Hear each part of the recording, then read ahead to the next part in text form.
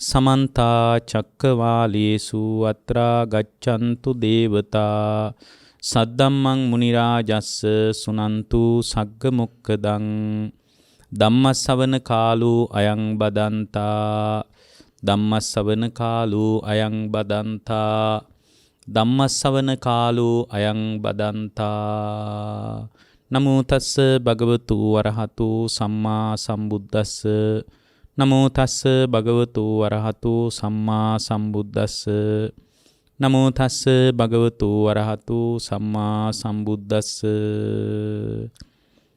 ඒ අපගේ ශාස්ත්‍රු වූ සම්මා සම්බුදුරජාණන් වහන්සේට අපගේ නමස්කාරය වේවා. සුපින්වත්නි, ඔබ සියලු දෙනාම මේ මොහොතේ ඊටාම ශ්‍රද්ධාවෙන් බලාපොරොත්තු වන්නේ ධර්ම ශ්‍රවණය කරන්නටයි, බණ අහන්නටයි. අද මේ දේශනාවේ සදැහැති දායකත්වයෙන් කටයුතු කරන්නේ හෝමාගම ගලවිලවත්තේ පදිංචි අරුණ ශාන්ති මුණසිංහ මෑණියන් සහ පියුමි රන්මිනි පල්ලිය ගුරු තනුර පියුමාල් පල්ලිය ගුරු සහ ඉරුෂි ලංකානී යන දූපුතුන් එකතු වෙලා මේ දේශනාවට දායකත්වයේ දරනවා. ඒ ඇත්තන්ගේ ධර්ම අරමුණු සිහි කරලා දේශනාව අවසානයේ පුණ්‍යානුමෝදනා කරන්න බලාපොරොත්තු වෙනවා. දැන් ධර්ම ශ්‍රවණය කරන්නට කාලය. පින්වත්නි, බුදුරජාණන් වහන්සේගේ බුද්ධ වචනය ප්‍රායෝගිකව ජීවිතයට ගලපා ගන්නවා නම් ඒ පුද්ගලයා තුළ ගොඩනගා ගන්න ඕන ආධ්‍යාත්මික ප්‍රවේශයන් පිළිබඳ භාග්‍යවතුන් වහන්සේ ඊටාම මැනවින් පැහැදිලි කරලා තියෙනවා. ඊටාම පැහැදිලිව දේශනා කරලා තියෙනවා. එතකොට මේ පැහැදිලිව දේශනා කරලා තියෙන මූලික ධර්මයේ ඉලක්කය, මූලික ධර්මයේ හැඩතලය පිළිබඳ අපි හැම කෙනෙකුටම අවබෝධයක් තියෙන්න ඕන. ඒතර මේ අවබෝධය අපිට හරිම ප්‍රයෝජනවත්. ඊටාම වැදගත්. පින්වත්නි, බුදුරජාණන් වහන්සේ නමක් ලෝකේ පහළ වෙලා පැහැදිලි කරන පණිවිඩය තුළ තම තමාගේ චිත්තසංතානය තුළ ආර්ය සත්‍ය දර්ශනය කරගන්නට වැඩපිළිවෙලක් තිබ්බොත් එයාට දුක නිමා කරගන්න පුළුවන්කම ලැබෙනවා. දුක නිමා වෙන්නේ ආර්ය සත්‍ය දර්ශනය වීමෙන්මයි. ආර්ය සත්‍යාන දස්සනං කියලා ඒකට කියන්නේ. ආශ්‍රව ගැන තෝරද්දී බුදුරජාණන් වහන්සේ වදාලා, මහණෙනි, ජානතෝ අහම් භික්කවේ පස්සතෝ ආසවානං කයං වදාමි.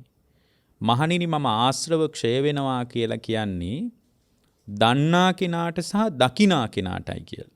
ජානතෝ අහම් භික්කවේ පස්සතෝ. එතකොට කවරක් දන්න කෙනාටද? රූපස්ස සමුදයං ච අත්තංගමංච. රූපය සමුදය සහ අත්තංගමයේ දන්න කෙනාට. අන්න එහෙමනි තෝරන්නේ. ඒවා ගැන අපිට අමුතුවෙන් කියන්න ඕනේ නැහැ. අපේ දේශනාහන අය දන්නවා මේ ස්කන්ධයන්ගේ සමුදය වැය දැකීම කියන්නේ මොකක්ද කියන කාරණේ පිළිබඳ අදහසක් තියෙන්න පුළුවන්. එතකොට මේ විදිහට දැනගත්තාටම මදි. ඥානතෝ අහම් භික්කවේ පස්සතෝ දැක ගන්නත් ඕන. පස්සතෝ දැක ගැනීම ප්‍රඥා ගෝචරයි. ඒක ඇහින් දකින්නත් බෑ, කනින් අහන්නත් බෑ, නාසයට දැනෙන්නෙත් නෑ ආර්ය සත්‍ය.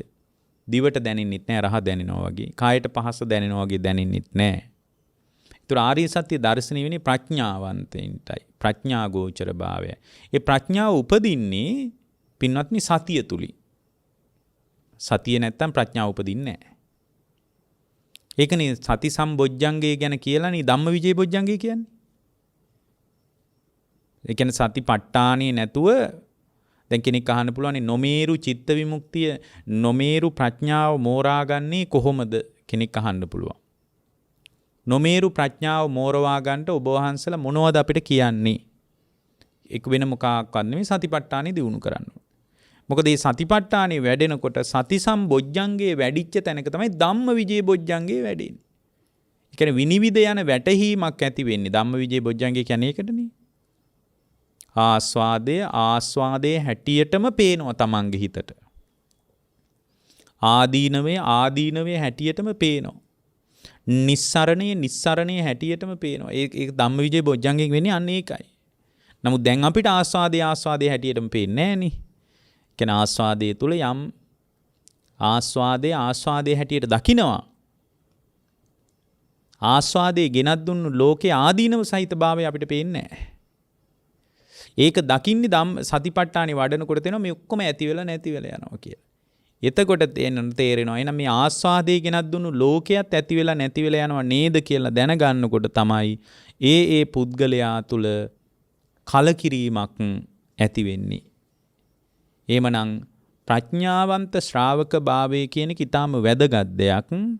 ඒ ප්‍රඥාවන්ත ශ්‍රාවකයෙකුට බුදුරජාණන්සේගේ පණිවිඩයත් ඊටාම වැදගත්. ඒකට ඊටාම ප්‍රායෝගිකව වැදගත් දේ තමයි දස්සනං භාවිතත්තානං යෝ හාපේති උපාසකෝ උපාසකයෙක් වෙනවා නම් මේ ආර්ය සත්‍ය දර්ශනීය වෙන විදියට Tamanගේ චින්තන රටාව ගොඩනගා ගන්න ඕනේ. ඇත්තටම මේ මූලික පදනමේදී දාන කතා, බුද්ධ පූජා කතා මොකක්වත් පැහැදිලි වෙන්නේ නැහැ. තමන්ගේ හිත වැඩිම ගැනත් ප්‍රායෝගිකව පුහුණු කළ යුතු දේ පුහුණු කළ යුතු ආකාරයත් පිළිබඳවයි පැහැදිලි වෙන්නේ. සවනංච ආර්ය ධම්මානං ආර්ය ධර්මයේ ඇහෙනකොට චතුරාර්ය සත්‍ය පිළිබඳ, පංචස්කන්ධ පිළිබඳ, ආයතන පිළිබඳ, නාම රූප පිළිබඳ, සලආයතන පිළිබඳ, අස්සාදාදීනව නිස්සරණ පිළිබඳ, සංස්කාර පිළිබඳ මේවා ගැන ඇහෙනකොට සවනංච ආර්ය ධම්මාන ඒ ආර්ය ධර්මයයි යාට ඇහෙන්නේ.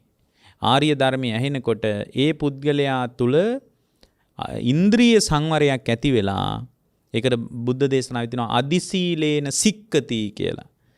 ධර්මයේ තියෙනවා සවනංච ආර්ය ධම්මානං අදිසීලේන සික්කති. උපාසක සම්පත්තීන් දිනු කරගන්න කෙනෙක් දස්සනං භාවිතත්තානං තමන්ව දර්ශනීය කරගෙන ආර්යයන් වහන්සේලා දර්ශනීය කරගෙන යෝ හාපේති උපාසකෝ උපාසක භාවයේ පිනිස සවනංච ආර්ය ධම්මානං ආර්ය සත්‍ය හොඳට අහගෙන පුද්ගලික හිස් කතාන්දර සින්දු තෝරණේව වමේවා නෙමෙයි. සවනංච ආර්ය ධම්මානං අදිසීලේන සික්කති. ආර්ය ධර්මයේ ඇහෙනකොට යාට තේරෙනවා මේක කවුරුත් හදාපු අවුලක් නෙමෙයි. මා තුලයි ශික්ෂණය අවශ්‍ය වෙන්නේ. මා තුල කවරක ශික්ෂණයද? ඇසේ ශික්ෂණය, කනේ ශික්ෂණය, නාසයේ ශික්ෂණය, දිවේ ශික්ෂණය, කයේ ශික්ෂණය, මනසේ ශික්ෂණය.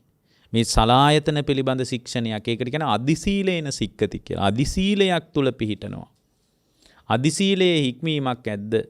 ඒ හික්මීමත් එක්ක අපස්සාදෝච බික්ඛූසු ඒ ශ්‍රාවකයා තුල අල්ප වූ ප්‍රසාදයක් ඇති වෙන්නේ නැහැ. බොහෝ කොට පැහැදීමක් අන්න සද්ධාවේ උපත. සද්ධා උපදින තැන. බොහෝ කොට පැහැදීමක් ඇති වෙනවා කවුරු පිළිබඳවද?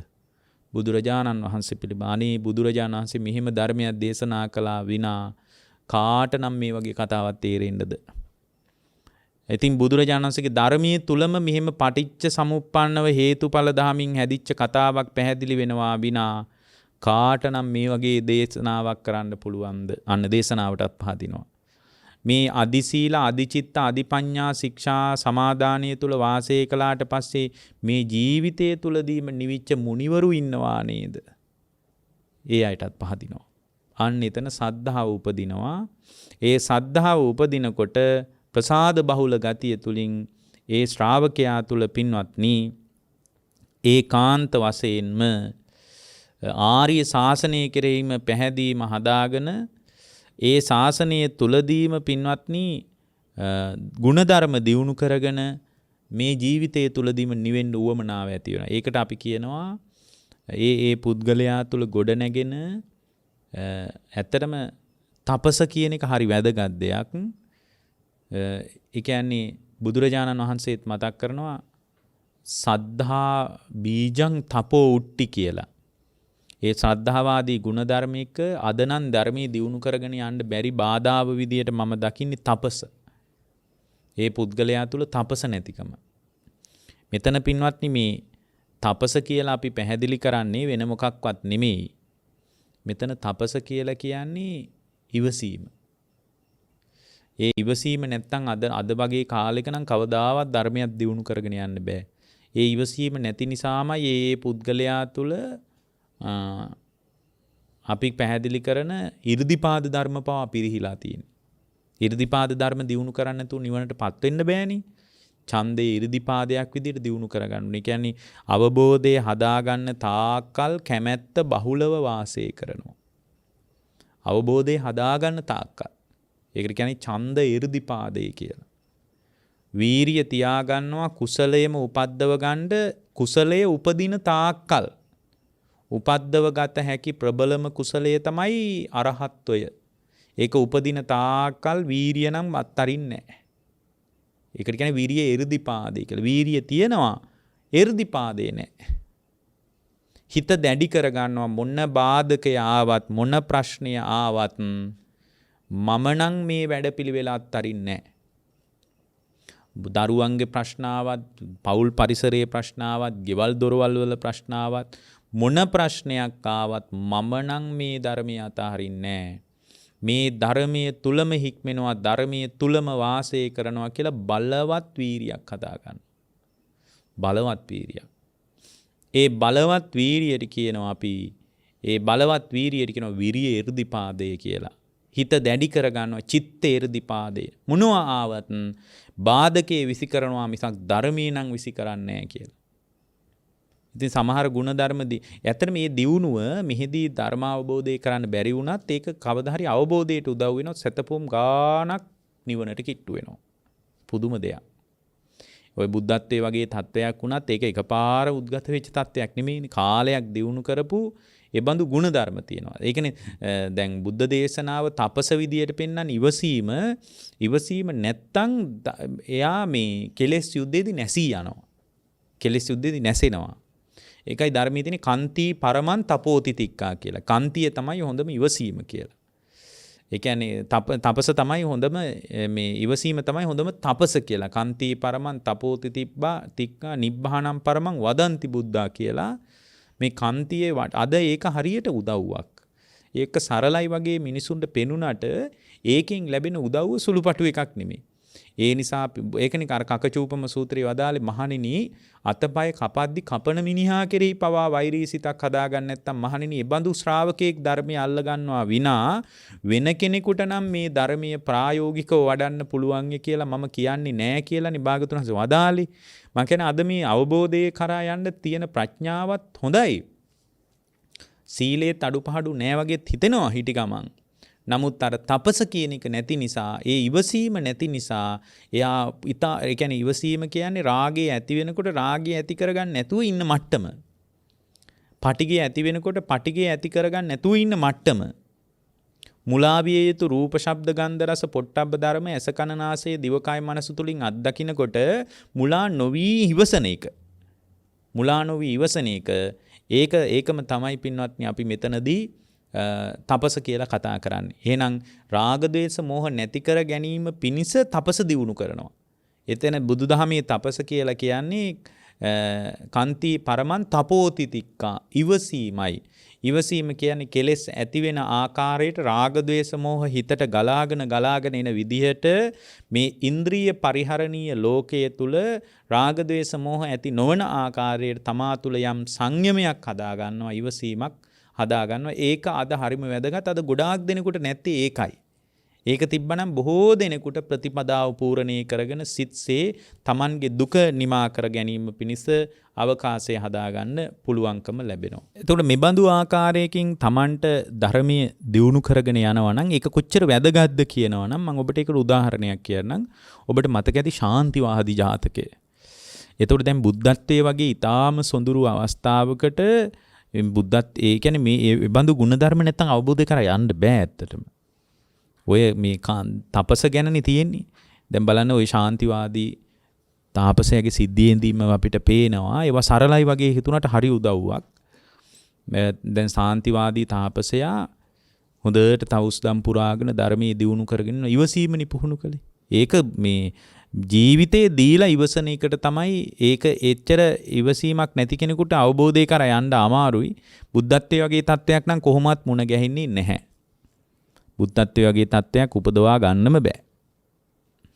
ඒ නිසා පින්වත්නි දැන් ශාන්තිවාදී තාපසයා අර එක වනාන්තරයකින් අර උද්‍යානයකට ඇවිල්ලා භාවනා කර කර ඉන්නකොට අර කලාබ කියන රජුරෝ හොඳටම බීලා හොඳ බේබද්දෙක්නේ කලාබ රජුරෝ කියන්නේ හොඳටම බීලා අන්තක්පුර කාන්තාවොත් එක්ක අර උද්‍යානයට ගියා.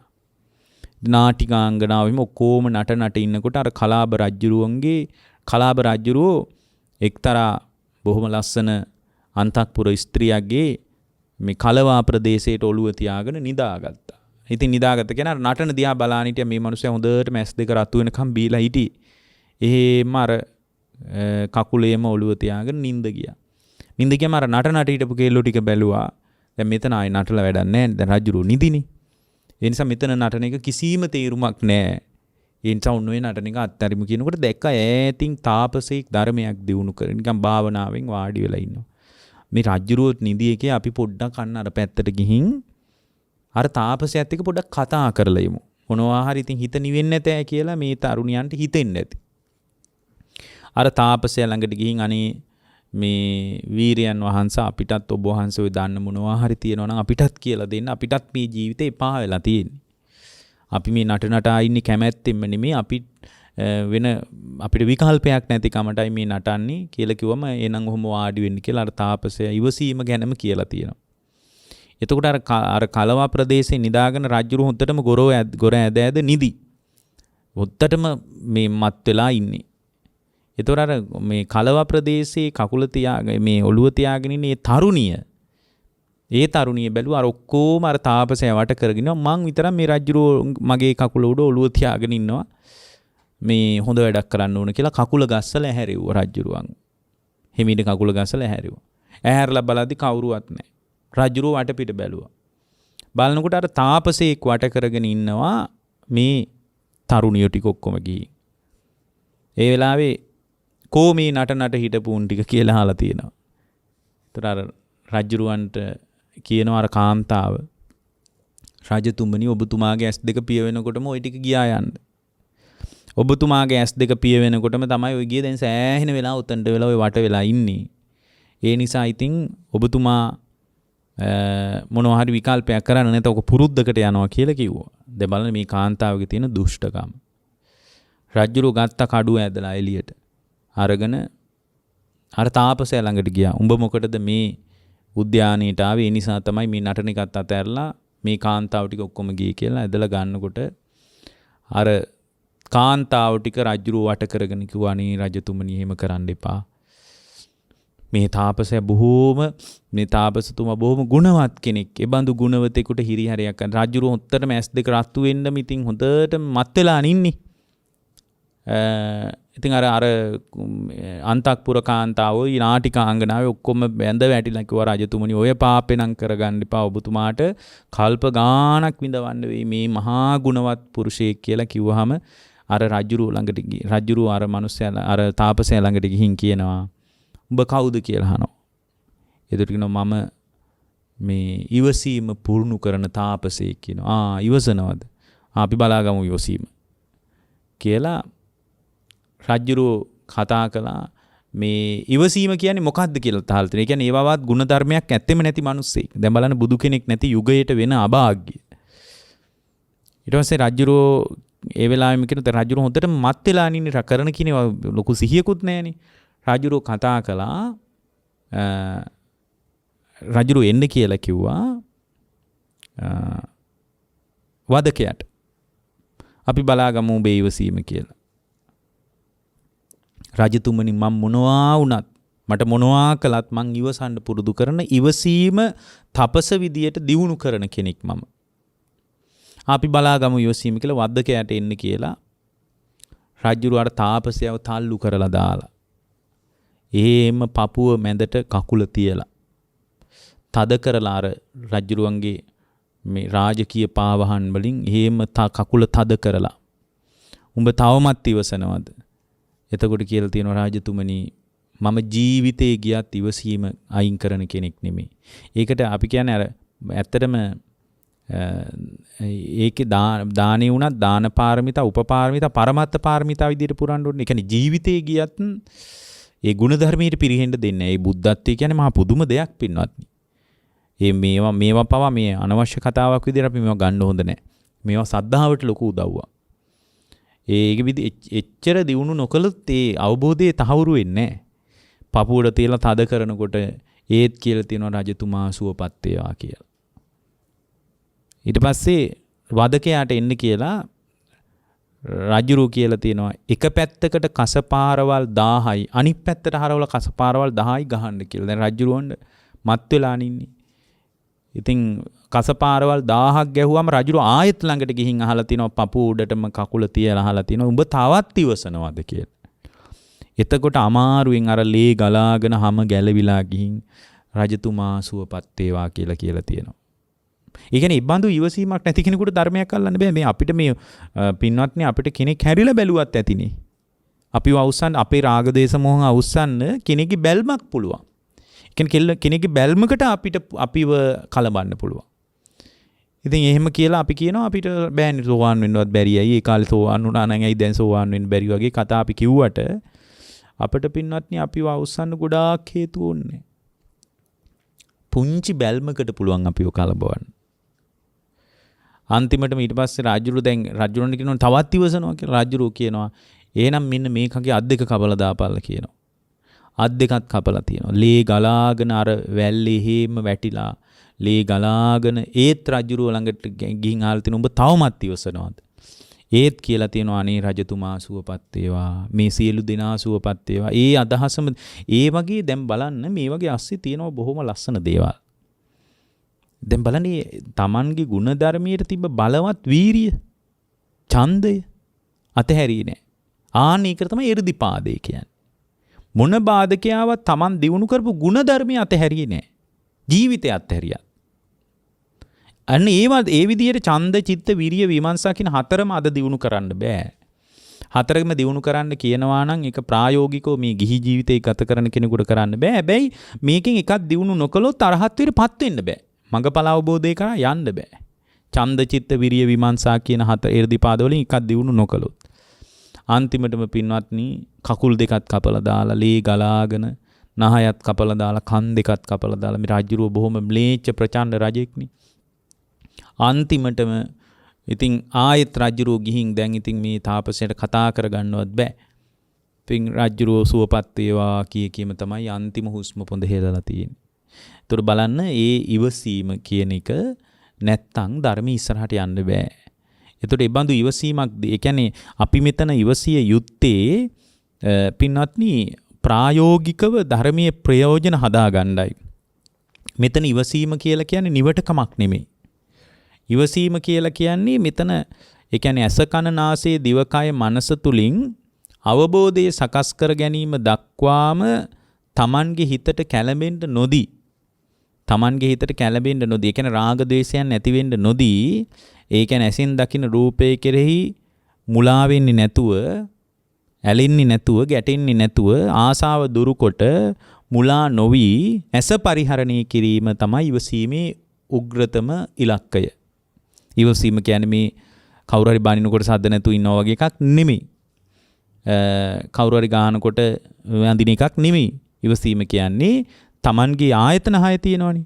ආයතන 6 තුලින් ඇලීමක් හෝ ගැටීමක් හෝ මුලා වීමක් හෝ ඇති කරගන්න නැතුව ආසාව දුරුකොට මේ ආයතනයන් ටික පරිහරණය කිරීම තමයි අවබෝධයට අදාළ ප්‍රාමාණික සාධකය. එතකොට මේ දේශනාවේ මාතෘකාව හැටියටත් තියෙන්නේ ප්‍රායෝගිකව කලකිරීම ඇති කර දෙන ආර්ය වූ කලකිරීම ඇති කර දෙන ඉන්ද්‍රියන්ගෙන් ගන්න අරමුණු විදර්ශනා කරන ආකාරය පැහැදිලි කරලා දෙන්න කියලයි. ඒකට මූලික වශයෙන් ඉවසීම වැදගත් නිසායි මම මේක කිව්වේ. මොකද විදර්ශනා කරන්න බෑ මූලික වශයෙන් ආයතනික සංවරභාවයක් නැත්තම්. ආයතනික සංවරභාවයක් නැති තැනක විදර්ශනාවක් ගැන කතා කරන්න බෑ. ඒකයි බුදුරජාණන් වහන්සේ වදාළේ සීල පරිභාවිතෝ සමාධි මහත්ඵලෝ හෝති මහානිසංස. මහණෙනි සමාධියට එන්න බෑ සීල පරිභාවිතෝ සීලේ භාවිතයක් නැතුව. සීලේ භාවිතයක් නැති තැන සමාධියක් උපදින්නේ නැහැ. සමාධි පරිභාවිතෝ චිත්තං. සමාධිය තුලින් හිත දියුණු කරනකොට ඒ දියුණු කරන හිත තුල තමයි ආශ්‍රව දුරු වෙන්නේ. කාමාශ්‍රව, භවආශ්‍රව, අවිජ්ජාශ්‍රව. එහෙමනම් සමාධියට අයිති කොටසක් තමයි විපස්සනාව කියන්නේ. සමාධියේම එක පැත්තක්. විපස්සනාව. ඒකට එන්න බෑ සීලයක් නැතුව. ඒ කියන්නේ මූලික වශයෙන් මේ ආයතනයන් ඉන්ද්‍රියයන්ගෙන් ගන්න අරමුණු විදර්ශනා කරන්න බෑ ප්‍රායෝගිකව ඉන්ද්‍රිය සංවරයක් නැතුව. ඒකයි භාග්‍යවතුන් වහන්සේ මතක් කළේ මහණෙනි මේ ඉන්ද්‍රිය සංවරය කියන එක ආහාර සහිතව පවතින දෙයක්. ආහාර රහිතව පවතින දෙයක් නෙමෙයි. ඉන්ද්‍රිය සංවරයට ආහාරය තමයි සති සම්පජඤ්ඤේ නැතිකම. එතකොට මේ සිහිනුවන හැම වෙලාවකම උපදව ගනිමින් තමයි ඉන්ද්‍රිය සංවරය හදා ගන්න ඕන. ඒ වාගේ ප්‍රතිඵලයක් විදියට තමයි සතර සතිපට්ඨානිය වැඩිලා, සප්තබොජ්ජංග වැඩිලා විද්‍යා විමුක්තිය සාක්ෂාත් වෙන්නේ. එහෙමනම් මේ සීලයෙන් උදව්ව අනිවාර්යයෙන්ම ගන්න ඕන. ඒත් එක්කම මේ සියල්ලටම උදව් කරන්නේ සද්ධාව. සද්ධාව නැත්නම් මුකුත් කරන්න බෑ. දැන් මෙතන ප්‍රායෝගික තලයේදී මේ ඉන්ද්‍රියන්ගෙන් ගන්න අරමුණු විදර්ශනා කරන ශ්‍රාවකෙක් මේ තුල චතුරාර්ය සත්‍ය දකින්න ඕන ඇත්තටම. මොකද බුදු කෙනෙක් මතු කරන්නේ ආර්ය සත්‍යයි. ආර්ය සත්‍ය. මේතර ආර්ය සත්‍ය කියන්නේ චතුරාර්ය සත්‍යයට. චතුරාර්ය සත්‍ය යම් වෙලාවක දකින්න බැරි වුණොත්, චතුරාර්ය සත්‍ය දැක ගන්න බැරි වුණොත් කවදාවත් පින්වත්නි විපස්සනාවේ අග්‍ර ප්‍රයෝජනෙ ගන්න බෑ. එතකොට දැන් අපි මෙතන මේ ආයතන වලින් ගන්න අරමුණු තියෙනවා. ඉන්ද්‍රියන් හරහා ගන්න අරමුණු තියෙනවා. මොනවද අරමුණු? ඇසට පේන රූප, කනට ඇහෙන ශබ්ද, නාසයට දැනෙන ගඳ සුවඳ, දිවට දැනෙන රස, කයට දැනෙන පහස, මනසට දැනෙන අරමුණු. මෙන්න මේවා තුල තමයි අපි තුල ඇලීමක්, ගැටීමක්, ආසාවක්, මුලාවීමක් පවතින්නේ. එතකොට ඇලීම, ගැටීම, ආසාව, මුලාවීම පවතින්නේ ඇස සහ ඇසෙන් අත්දකින ලෝකයේ කෙරෙහි. ඉතින් මේවා පිළිබඳ අවබෝධයක් නැති වුණාට පස්සේ ඇස තුලින් අත්දකින ලෝකයේ කෙරෙහිම අපි තණ්හාවක් හදා ගන්නවා. ඒ නිසා මේවා ක්‍රියාත්මක වෙන විදිහ පිළිබඳ අපට අවබෝධය හදලා දෙන්නේ ආර්ය සත්‍ය. ආර්ය සත්‍යාන දස්සනං කිව්වේ ඒකයි. ආර්ය සත්‍ය දර්ශනීය වීමම තමයි මේවා හේතුන් නිසා හටගත්ත ඵල ධර්ම කියන තැනින් අවබෝධය තහවුරු කරලා දෙන්නේ. නැත්තම් අවබෝධය තහවුරු කරගන්න පුළුවන් කමක් නැහැ. මේවා හේතුන් නිසා හටගත්ත ඵල ධර්ම හේතු වෙනස් වීමෙන් වෙනස් වී යන දේවල් විදියට දැක්කට පස්සේ තමයි එතනදී තමයි විදර්ශනා කරන්න පුළුවන් වෙන්නේ. එහෙමනම් මේ විදර්ශනාවෙන් තොරව අවබෝධය කරා යන්න බෑ. විදර්ශනාවට ඉස්සලා සීලයෙන් අනුග්‍රහය ගන්න ඕන. සීලයෙන් අනුග්‍රහය අරගෙන ජීවිතේ මොකක් හරි භාවනාවක් උපදවාගෙන සමාහිත බවක් හදාගෙන සමාධිමත් සිතකින් තමයි විපස්සනා කරන්නේ. එතකොට මේ පිළිවෙල ඊටාම වැදගත්. දැන් පින්වත්නි ජීවිතයේ අවබෝධය කරා යනවා නම් දැන් මේ පින්නතුන් මාතෘකා කරන්නේ මේ ආයතන ලෝකයෙන් ගන්න අරමුණු ගැනනේ. ඒවා විදර්ශනා කරන ආකාරයේ මෙතන කියනවා ප්‍රායෝගික කලකිරීමක් ඇති වෙන ආකාරය. ඒ කියන්නේ ප්‍රායෝගිකවම කලකිරෙන්නත් ඕන. වැඩක් නැහැ මේකේ සාරයක් නැහැ, හරයක් නැහැ කියලා Tamanට දැනෙන්න ඕන.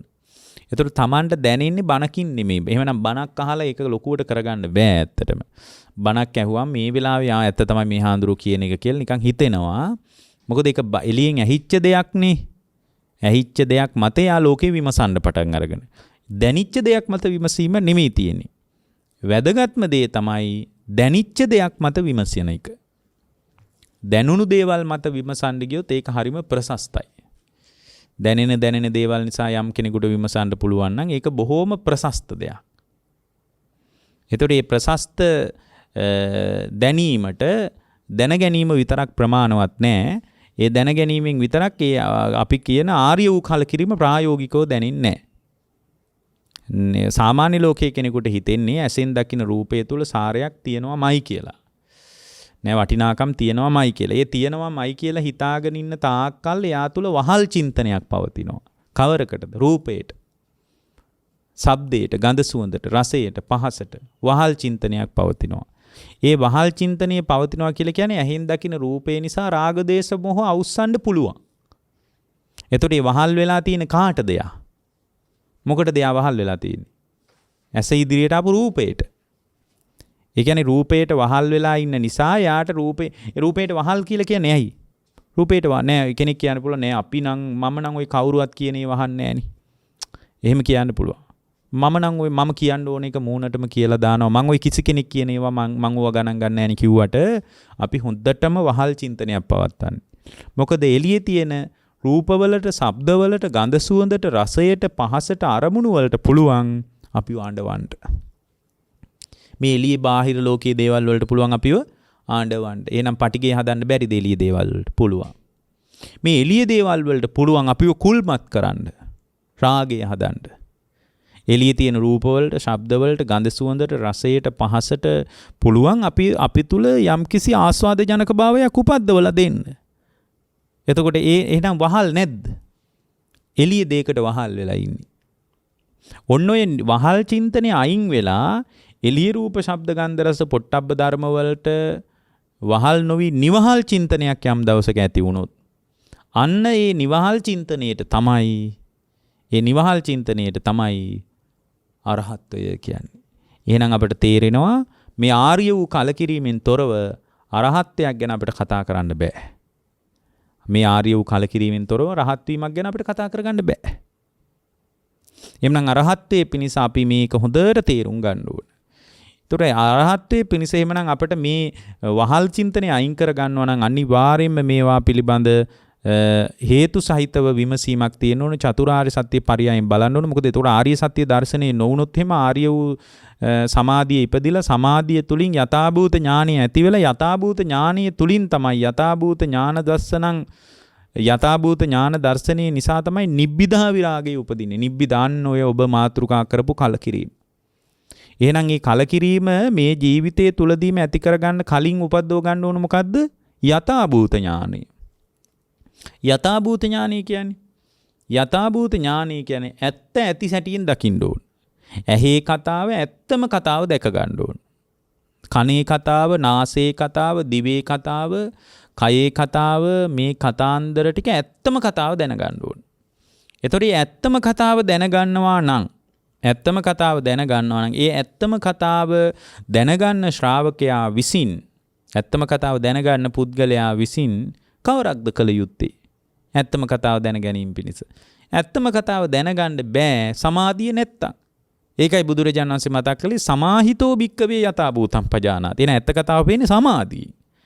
ඇහින් කනින් නෙමෙයි. එන සමාධිය ඕනමයි. දැන් ඔබ අහනවානේ මේකේ ප්‍රායෝගික කලකිරීම ඇති කරගන්න විදියට මේක කියන්නේ කියලා. ප්‍රායෝගික කලකිරීම බණ වලින් හදාගන්න අමාරුයි. ප්‍රායෝගික කලකිරීම මේ වෙලාවේ පොඩි උත්තේජනාත්මක යම් කතාවක් මේක ඇත්ත තමයි වගේ හැඟීමක් එන්න පුළුවන් අනුමාන ඥානයත් එක්ක. නමුත් වෙනදා වගේ ආයෙත් සුපුරුදු පරිදි මේ මැදිරින් මේ දොර ඇරලා එළියට ගියාට පස්සේ වෙනදා ජීවිතේමයි ඔබේ තියෙන්නේ. ඔබ තුල ලොකු වෙනසක් ඇති වෙලා නැහැ. මොකද ඒක මේ දේශනාවක් තුලින් ඇති කරගත්ත ස්වල්ප උපකාරයක් එතන තියෙන්නේ. එහෙමනම් ඒකට හේතුව බුදුරජාණන්සේකට වදාලා හේතුව. මොකද මහණෙනි නිබ්බිදා විරාගයේ උපදින්නේ. නිබ්බිදා කියන්නේ කලකිරීම, විරාගය කියන්නේ නොඇල්ම. කලකිරීම සහ නොඇල්ම කියන එක උපදින්නේ. මොකද මේ කලකිරීම සහ නොඇල්ම උපදුන්නේ නැතුවනොත් මිදෙන්න බෑ ඒකෙන්. ඇයි දැන් කෙනෙක් අහන්න පුළුවන් ඇයි කලකිරින්නේ මොකටද මෙච්චර ලස්සන ලෝකයක් ගැන මොකටද කලකිරුනේ නැත්තම් ලෝකෙ මිදෙන්නේ නැහැ. විරාගා විමුක්ඛති කියලා නේ කියන්නේ. විරාගය නිසා මිදෙනවා කියලා නේ කියන්නේ. විරාගය ඇති වෙන්නේ කලකිරීම නිසා. නිබ්බිදා විරාගා. නිබ්බිදාව නිසා විරාගය. නිබ්බිදාව යථා භූත ඥාන දර්ශනේසනා නිබ්බිදාව. ඇත්ත ඇති සැටියෙන් දකිනවා. මොකේ ඇත්ත ඇති සැටියෙන්ද?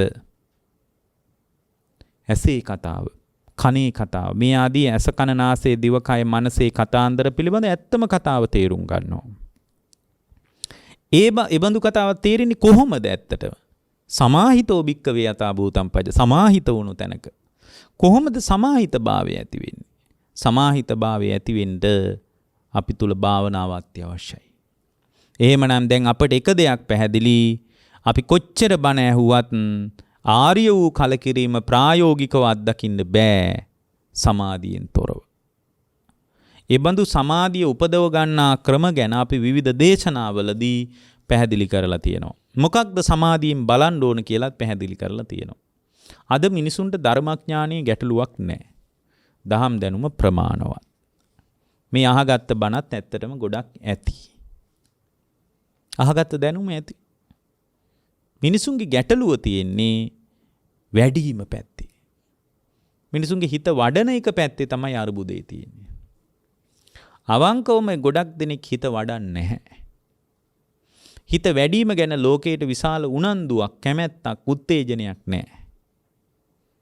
හිත වැඩිම ගැන ලෝකේ කතා බහක් හරි අඩුයි. බණ ඇසීම ගැන බණ දේශනාව ගැන ලෝකේ උනන්දුයි. ඒ තාක් කාලයක් ප්‍රයෝජන හම්බෙන්නේ නැහැ. මොකද මේ ඔක්කොම සමාධියෙන් උපදින තත්ත්වයන් විදියටයි ධර්මයේ පෙන්වන්නේ. ඒතර ආර්ය සත්‍ය දකින්නකොට ආර්ය සත්‍ය කොහොමද දකින්නේ? දැන් ඉන්ද්‍රියන්ගෙන් ගන්න අරමුණු විදර්ශනා කරන ආකාරය කියන්නයි කියලා කියන්නේ. මෙතන පින්වත්නි චතුරාර්ය සත්‍යයෙන් දකින්නේ මේ සලායතන වලින් අත්දකින්න ලෝකය තමයි දුක කියලා කියන්නේ. ඇසේ පහළවීමමයි දුකේ පහළවීම. ඇස කියන්නේ දුකට කියන වචනයක්. කන කියන්නේ දුකට කියන වචනයක්. චක්කුං යෝ අභිනන්දති දුක්ඛං සෝ අභිනන්දති කියලා තියෙනවා.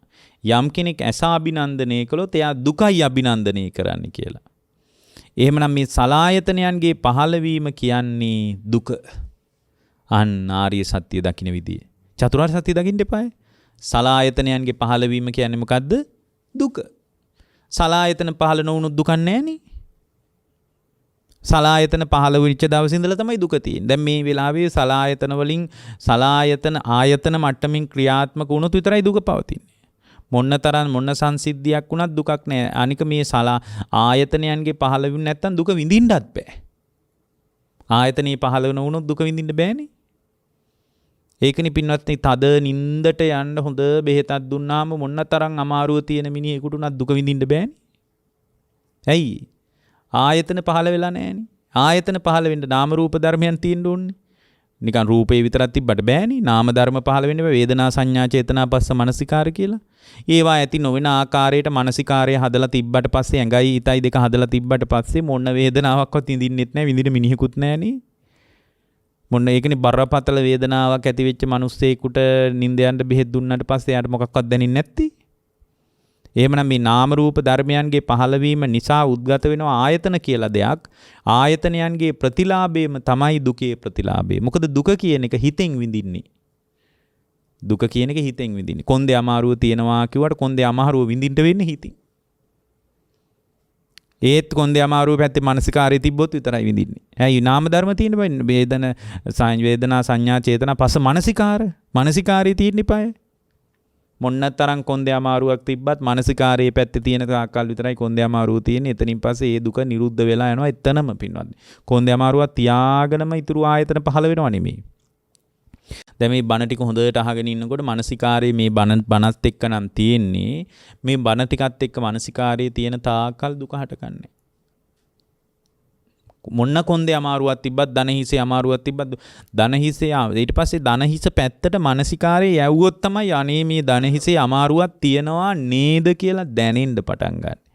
එහෙමනම් මේ සලායතන කියන මට්ටමින් ආයතනයන්ගේ පහළවීමමයි දුක කියන්නේ. වෙන මොකක්වත් නෙමෙයි. අන්න දැන් පැහැදිලි නේද? සලායතන කියන්නේ දුකට කියන වචනයක් කියලා.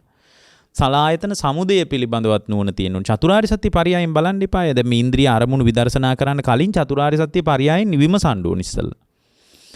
මොකද මේ ආයතනයන්ගේ පහළවීම කියන්නේ මොකද්ද? දුකේ පහළවීම. ඔන්න දුක්ඛ සත්‍ය. ආයතනයන්ගේ සමුදය මොකද්ද? ආයතනයන් ඇයි පහළ වෙන්නේ? නිකම්ම පහළ වෙනවද? නෑ. නාම රූප පත්‍ය සලායතන. නාම රූප ධර්මයන් එකතු වෙන තාක්කල් ආයතන හැදෙනවා. එහෙනම් ගැටලුව මොකද්ද?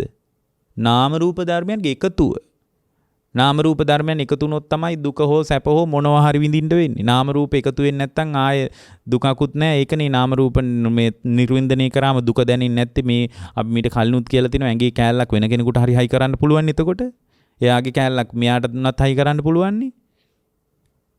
ඒ වුණාට ඒක පුළුවන් ද නාම රූප ධර්මයන් පහළ වෙච්ච තැනක් කරන්න? බෑ. නාම රූප ධර්මයන් ප්‍රත්‍ය කරගෙන ආයතන පහළ වෙන්නේ. නාම රූප නැත්තම් නාම රූප ධර්මයන් පහළ නොවිච්ච තැනක ආයතන සකස් වෙන්නේ නැහැ. ආයතනික ලෝකයට ස්පර්ශ වෙලා වින්දනය කරලා විදින ලෝකයට තණ්හාව හදා ගැනීම දක්වා උඩුදුවන මට්ටමට ඇස පවතින්නේ නැහැ. නාම රූප ධර්මයන් එකතු නොවුනොත්. ඒක නාම රූප පත්‍ය සලආයතන සලආයතන පත්‍ය පස්සෝ පස්ස පත්‍ය වේදනා වේදනා පත්‍ය තණ්හා එහෙමනේ කියන්නේ.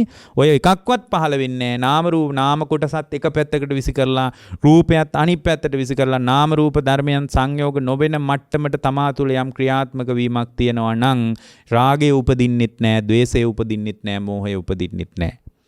ආයතන වලින් අත්දකින්න ලෝකයේ කෙරෙහි රාගය හෝ ද්වේෂය හෝ මෝහය උපදිනවා නම් ඉපදුනේ නාම රූප ධර්මයන්ගේ එකතුවෙන්මයි.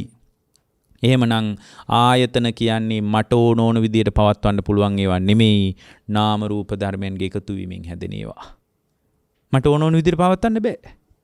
දැන් ඔබට පුළුවන්ද මෙතන මොකක් හරි දුර්ගන්ධයක් එනකොට මට ගඳ නොදැනෙනවා මට සුවඳ විතරක් දැනේවා බන විතරක් ඇහෙවා කියලා පුළුවන්ද බන ටික අහගෙන ඉන්න බෑ. මොකක් හෝ දුර්ගන්ධයක් මෙතන දැනුනොත් ඒ දුර්ගන්ධය දැනෙනවා. එතකොට දැන් කෙනෙකුට පුළුවන්ද මොනවා හරි රස දිවහරහා රස දැනෙනකොට මම මිරිස් රසට කැමති නැහැ මට මිරිස් රස නැතුව ඉතුරු රස විතරක් දැනේවා කියලා කන්න පුළුවන්ද? බෑ. නාම රූප එකතු වුණාට පස්සේ ආයතනික මට්ටමින් ක්‍රියාත්මක වෙනකොට ස්පර්ශ වෙලා විඳීම් හට ගන්නවා. ඒවා අපිට ඕන විදිහට පාලනය කරන්න බෑ. කළමනාකරණය කරගන්න බෑ. මේවා මගේ වසඟේ තියාගන්න පුළුවන් ය කියලා අපි හිතාගෙන හිටියට අපේ වසඟේ තියාගන්න බෑ. නාම රූපයන් නිසා සලායතන ආයතන ලෝකේ දුක නම් ආයතන ලෝකේ නම් දුක හැදෙන්නේ නාම රූප ධර්මයන් එකතු වෙන තාක්කල් විතරයි. නාම රූප ධර්මයන් එකතු වීම තමයි ආයතනයන්ගේ හේතුව. මොකද එහෙනම් මේ ආයතන නම් වූ දුකේ නිරෝධය මොකද්ද? නාම රූප ධර්මයන් පහළ නොවන තාක්කල් දුක නැහැ. අන්න දුක්ඛ නිරෝධය. එහෙනම් නාම රූප ධර්මයන් එකතු නොවන සදාකාලිකවම එකතු නොවන මට්ටමට අරුබුදේ විසඳාගත්තා නම් ප්‍රශ්නය ඉවරයි. ඒකට ප්‍රතිපදාව ආර්ය ශ්‍රාංගික මාර්ගය. වෙන පාරක් නැහැ. සම්මා දිට්ඨිය උපදවාගෙන සම්මා සමාධිය තුලින් අර යථාභූත ඥානය උපදවාගෙන සම්මා සතියේ උපකාරයත් අරගෙන සිහිය පිහිටුවාගෙන අදි සීලේන සික්කති සීලේකින් අනුග්‍රහය අරගෙන සම්මා වාචා සම්මා කම්මන්ත සම්මා ආජීව ආදීනුත් උදව්ව අරගෙන පිළිවෙත් පුරා ගන්නවා විනා වෙන විකල්පයක් නෑ. ආර්ය අෂ්ටාංග මාර්ගයේ හැර වෙන ක්‍රමයක් නෑ. ඔන්න ඔය චතුරාර්ය සත්‍ය පරයය හැම තැනකදීම මතු කරලා ගන්න පුළුවන් වුණොත් විතරයි සෝතාපන්න වෙන්න පුළුවන් වෙන්නේ. මොකද මේක තමයි ආර්ය සත්‍ය. බුදු කෙනෙක් මතු කරපු ආර්ය සත්‍ය කියන්නේ වෙන මේකට. වෙන දෙයක් නෙමෙයි. මේක තමයි ආර්ය සත්‍ය. එතකොට දැන් මේ ආර්ය සත්‍ය දර්ශනීය වීම දක්වාම Tamanගේ චින්තනය හදාගන්න ශ්‍රාවකයෙකුට බුදුරජාණන් වහන්සේ වදාළ පරයයන් විමර්ශනයේ තියෙන්නම ඕන. එතකොට ඒ විදිහට විමසන ශ්‍රාවකයා මේ ආයතනික ලෝකයේ දුක මේක හේතුඵල ධම ඔස්සේ ගලපන්න ඕන. ආයතන. එතකොට තමයි විදර්ශනා. ඒ කියන්නේ දැන් මෙතන මේ පිනතුන විමසලා තියෙනවා ඉන්ද්‍රියන්ගෙන් ගන්න අරමුණු විදර්ශනා කරන ආයුරු පැහැදිලි. විදර්ශනා කරන්නේ දැන් අපිට තේරෙනවා දැන් චතුරාර්ය සත්‍යයෙන් බලනකොටම තේරෙනවා ඇසේ පහළ වීම දුකේ පහළ වීමයි. ඇසේ පහළ නොවීම දුකේ පහළ නොවීමයි. ඇස පහළ වෙන්නේ දෙවියෝ පහළ කරලා දෙනවා නෙමෙයි මට ඕන විදිහට පහළ වෙනවා නෙමෙයි. මොකද ඇස පහළ වෙන්න මට ඕන විදිහට මම අකමැති රූප නොබලන්න මම අකමැති රූප වලට මම කැමති නෑ. ඒවා මට නොපෙනේවා කියලා හිතාගෙන රූප බලාන ඉන්නකොට නොපෙනී යන්න ඕනේ. එහෙම පේන්නේ නැතුව යන්නේ නෑනේ. ඇස ඉදිරියට යමක් දාවේ නාම රූප ධර්මයන් එකතු වෙන ගමන් පේනවා. මං කැමති වුණත් අකමැති වුණත් මට ඕන විදිහට ඇහැ පාවිච්චි කරන්න බෑ. එහෙනම් ඒකෙන්ම තේරෙන්නේ නැද්ද මේක මගේ වසඟේ නෑ කියලා? මම මගේ ආත්මය කියලා ඇසයි ඇසෙන් අත්දකින ලෝකෙමයි අල්ලගෙන හිටියට මේක මගේ වසඟේ නෑ කියලා ඒකෙන්ම තේරෙනවා. මොකද මං අකමැති රූප මම නුසුදුසු රූප ඇස ඉදිරියට එනකොට මම මේක මගේ නම් මට ඕන විදිහට පවත්වන්න පුළුවන් නම් මගේ වසඟේ තියාගන්න පුළුවන් නම් අනිවාර්යයෙන්ම පින්වත්නි ඇස ඉදිරියට එන රූපේ මට පාලනය කරගන්න පුළුවන් වෙන්න ඕන. නමුත් ඇස ඉදිරියට ආපු රූපේ මට ඕන විදිහට පාලනය කරන්න බෑ. ඒකෙන්ම තේරෙනවා ඒක මගේ නෙමෙයි. මම නෙමෙයි මගේ ආත්මයත් නෙමෙයි. හේතුන් නිසා හටගත්ත ඵල ධර්මයක් කියලා පැහැදිලිව පේන්න පටන් ගන්නවා. එතකොට මෙතන මේ හේතුන් නිසා හටගත්ත ඵල ධර්මයක් කියලා ඇසේ ක්‍රියාවලියම, කනේ ක්‍රියාවලියම, නාසයේ ක්‍රියාවලියම, දිවේ ක්‍රියාවලියම, කයේ ක්‍රියාවලියම, මනසේ ක්‍රියාවලියම දකින්න එකට කියනවා අපි විපස්සනා කරනවා කියලා. ඒ විදර්ශනා කරනකොට එයාට ලෝකය ගැන අනබිරතිය උපදිනවා. අන්න ඕකට තමයි විපස්සනාව කියන්නේ. එතකොට අමුතුවෙන් අනේ ඔයා ඇලෙන්න එපා, ඔයා මේවා ගැන කලකිරෙන්න කියලා කවුරුවත් ඔළුව අත ගාලා ටොකු වෙනලා උගන්වන්න ඕනේ නැහැ. નિરાයාසයෙන් එයා කලකිරෙනවා. හැබැයි හේතුඵල වශයෙන් විමසන්න ඕන. කොහොමද විමසන්නේ? ඇස හේතුන් නිසා හටගත්ත දෙයක් මම මේ කෙටියෙන් කියන්නේ. එහි වහා වෙනස් වී යන දෙයක්. ඒ හේතුන් නිසා හටගෙන තියෙන්නේ. ඇස හේතුන් නිසා හටගෙන තියෙන්නේ. එතකොට ඇස හටගත්ත හේතුව මොකද්ද? ඇස හටගත්ත හේතුව. මොකක්ද ඇසේ හේතුව? ඇස හටගත්ත හේතුව නාම රූප නෙමෙයි. ඇස ඒ කියන්නේ මේ මස් වලින් හැදිච්ච ඇහැ හැදිලා තියෙන්නේ මොකකින්ද? අන්න එතනින් පටන් අරගෙනයි විදර්ශනා කරන්නේ. එහෙනම් නාම රූප පරයයෙන්ම බලන්නේ පළවෙනි. ඇස වෙන වෙනමනේ දැන් කැලී ටික ඔක්කොම වෙන වෙනම බලන්නේ දැන්. ඇස කියන්නේ ආයතනෙට නෙමෙයිනේ. ඇස ආයතනයක්, ඇස ඉන්ද්‍රියක් නේ. ඇස ආයතනයක් වෙන්නේ නාම රූප එකතු වුණොත් නේ. ඇසේ කතාව මොකද්ද? ඔන්න පළවෙනියෙන් විමසන්නේ නාම රූප කතාව නෙමෙයි. ඇසේ කතාව තමයි හේතුන් නිසා හටගත් එකක්. මොකක්ද ඇස හටගත්ත හේතුව? සතර මහා ධාතු. ඇස හටගෙන තියෙන්නේ මොකෙන්ද? සතර මහා ධාතුවකින්. එතකොට සතර මහා ධාතු වහා වෙනස් වී නැසී වෙනසී යන දේවල් සතර මහා ධාතුව කියන්නේ. ඒ නිසා අනිත්‍යයි. ඒ නිසා ඒක මම නොවේ, මගේ නොවේ, මගේ ආත්මය නොවේ, හේතුවකින් හටගෙනයි තියෙන්නේ. සතර මහා ධාතුන්ගෙන් තමයි හටගෙන තියෙන්නේ. කෙනෙක් කියනකොට නෑ දෙමව්පියන්ගේ එකතු වීමෙන් තමයි ඇස කියලා එකක් හැදිලා තියෙන්නේ. දෙමව්පියන්ගෙන් එකතු වීමෙන් හැදුනත් සතර මහා ධාතුකින් තමයි හැදිලා තියෙන්නේ. අම්මාගේ සහ තාත්තගේ ධාතු කොටස් වලින් තමයි ඇහැ හැදිලා තියෙන්නේ. මුලින්ම කලල රූපයක් විදිහට ගර්භාෂ බිත්තියක් ඇතුලේ වැඩිච්ච කලලය ගත්තත් එහෙමයි. ඒ ওই විදිහට ඇසේ කතාව බලමු. ඉතින් මේ දේශනාවට අපිට කාලය ඉවර වෙන්න නිසා මම මේ කෙටියෙන් කියන්නේ. ඊළඟට පින්වත්නි වෙනම බලන ඇසට පෙනෙන රූපේ කතාව මොකද්ද කියලා. වෙන වෙනම බලන්න ඉස්සලා මේවා එකතු වීමෙන් පටන් ගත්ත නාම රූප ගැන බලන්න පටන් ගන්නෑ. රූපේ කතාව මොකද්ද? රූපේ එළියේ තියෙන රූප මොනවා නිසාද හටගත්තේ? සතර මහා ධාතුන්ගෙන් හැදිච්ච එක. රූපය. එළියේ තියෙන සියලුම රූප සබ්බං රූපං කියලා කියන්නේ ඔකට. සියලුම රූප වහා හේතුන් නිසා හටගත් ඒවා වහා වෙනස් වෙලා යනවා විපරිණාමයට පත් වෙන. ඒ නිසා අනිත්‍යයි. ඇත්තට මේක දුකයි කියලා බලන්නෙත් නෑ. දුකයි කියලා බැලුවත් කමන්නේ. නමුත් ඒක හැමෝටම ප්‍රකට නෑ. අනිත්‍යයි අනිත්‍යයි අනිත්‍යයි Tamanගේ මනසින්ම දකිනවා. ඒ නිසා මේ රූප මම නොවේ, මගේ නොවේ, මගේ ආත්මේ නොවේ කියලායි විදර්ශනා කරන්නේ. දුකයි දුකයි කියන එක ගොඩාක් අයට ප්‍රකට නෑ. සමහර අයට විතරයි ඒක තේරෙන්නේ.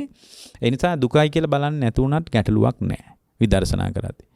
මොකද ඒකයි සමහර තැන්වල දුක කියලා කියන්නේ අනි දැන් විදර්ශනා කරන සමහර තැන්වල තියෙන අනිච්චානුපස්සී විරති, විරාගානුපස්සී විරති, නිරෝධානුපස්සී විරති, පටිනිස්සග්ගානුපස්සී විරති. ඔය හතර විදිහට කියන්නේ. දුක්ඛානුපස්සී විරති කියලා නෑ. මොකද ඒක හැමෝටම ප්‍රකට නෑ. 100ක් ගත්තොත් දෙන්නෙකුට විතරයි දුක ප්‍රකට වෙන්නේ. ගොඩාක් දෙනෙකුට අනිත්‍යතාවය ප්‍රකට වෙලා තමයි අවබෝධය කරා යන්නේ. අනිත්‍ය සහ අනාත්මයි. ඊට පස්සේ ඇස පදනම් කරගෙන පහළවන සිත හේතුන් නිසා හටගත් එකක්.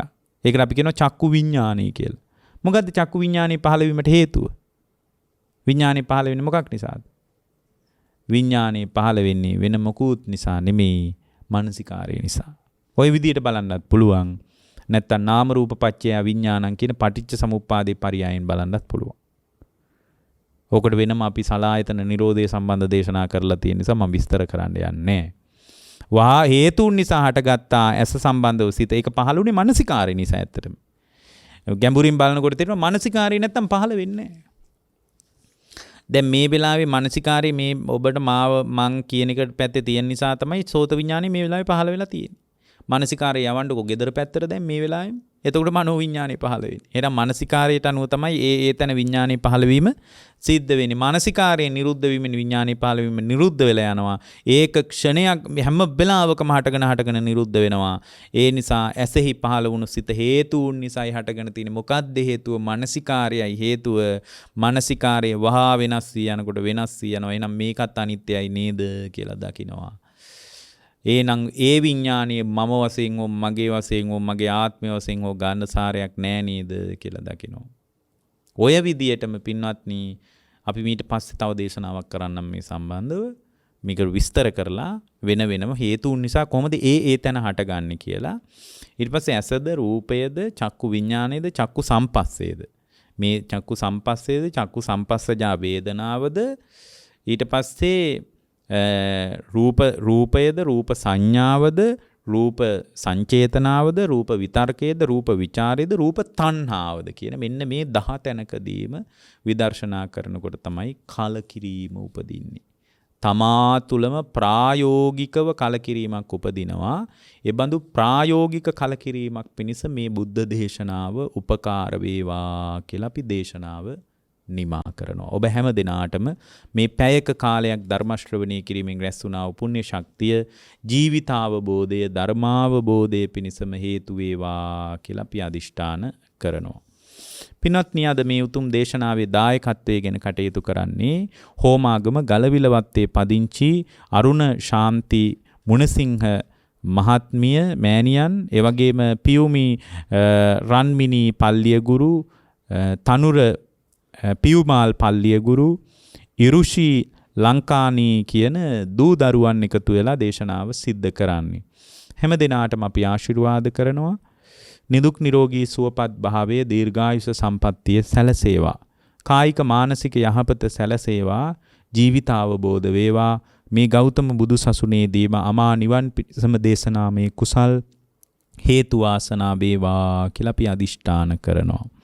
ඒත් සමගම එයත් බලාපොරොත්තු වෙන අරමුණ විදියට 2022 මාර්තු 28 වන දින 66 වන ජන්මදිනයේ දෙන රංජිත් චන්ද්‍ර පල්ලියගුරු ආදරණීය ස්වාමි පුරුෂයාණන්ට පියතුමාට ආශිර්වාද පින්කමක් හැටියටයි මේ දේශනාව සිද්ධ කරන්නේ.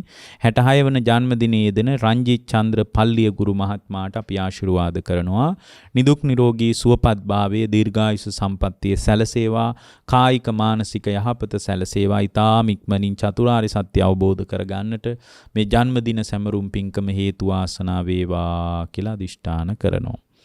පරලෝ සැපත් වුණු මාතර තල් අරඹේ විසූ ගුණපාල අබේසිරි මුණසිංහ පියතුමාටත් HW බ්ලුවිනෝනා මුණසිංහ මෑණියන්ටත් පරලෝ සැපත් වූ මාතර තල් අරඹේ විසූ PGM පියදාස පියතුමාටත් ජස්ලින් නෝනා මෑණියන් සහ තුසිරිමති මුණසිංහ සහෝදරියටත් සුසිල් චන්ද්‍රලාල් මුණසිංහ සහ සරච්චන්ද්‍ර පල්ලියගුරු කියන මහත්වරුන්ටත් හරිස්චන්ද්‍ර පල්ලියගුරු කියන යන සහෝදරයන්ටත් දෙපාර්ශවයේම මිය පරලෝකීය සියලු ඥාතීන්ට දෙමව්පියන්ට සියලුම දෙනාට මේ කුසල් උපකාර වේවා.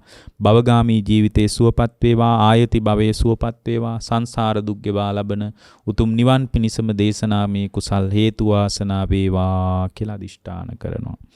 දෙපාර්ශවයේම සහෝදර සහෝදරයන් ඇතුළු දූ දරුවන් ඇතුළු හැම දිනාටම මේ කුසල් උපකාර වේවා. සියලු දිනාටම ධර්මාවබෝධයේ පිණසම මේ කුසල් බලවත් වේවා කියලා අදිෂ්ඨාන කරනවා.